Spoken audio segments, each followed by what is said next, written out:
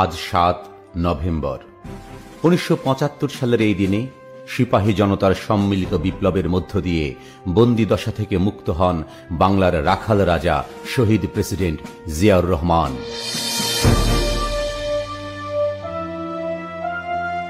খন্দকার মোশতাক সরকারকে উৎখাতে ৩ নভেম্বর সেনা অভ্যুত্থান ঘটান ব্রিগেডিয়ার জেনারেল খালেদ মোশাররফ।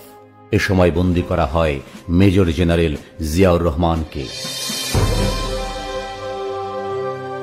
পরে ৭ নভেম্বর ইস্ট বেঙ্গল রেজিমেন্টের সিপাহীরা সাধারণ জনগণকে সঙ্গে নিয়ে পাল্টা অভ্যুত্থান ঘটিয়ে জিয়াউর রহমানকে মুক্ত করে। ঘটনা পরম্পরায় রাষ্ট্র ক্ষমতার শীর্ষে চলে আসেন তিনি। এরই ধারাবাহিকতায় প্রতিষ্ঠিত হয় বাংলাদেশী জাতীয়তাবাদ।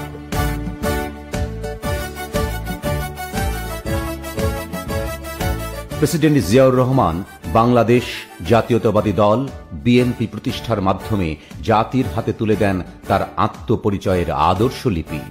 বিপ্লব সংগ্রামের মূল মন্ত্র এই ধারাপাত। প্রথম বাংলাদেশ আমার শেষ বাংলাদেশ, জীবন বাংলাদেশ আমার মরণ বাংলাদেশ।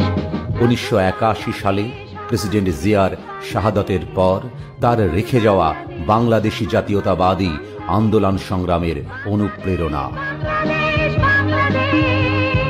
বিপ্লব দীর্ঘজীবী হোক, বাংলাদেশ জিন্দাবাদ।